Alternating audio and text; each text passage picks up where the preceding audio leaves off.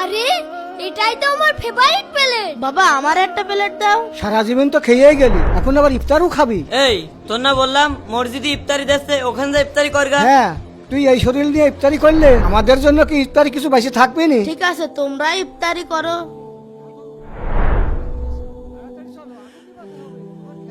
ভাই আমি জানি তোমার অনেক ক্ষুধা পেয়েছে, এই নাও 20 টাকা, কিছু খেয়ে নিও। এই ওই এটিমটা কোনে গেল রে, ডেকে নিয়ে আয়। আচ্ছা যাচ্ছি। এই কাজ কাম কিছু করা লাগে না, এখানে হা করে বসে রয়েছি। এই চল তাড়াতাড়ি চল।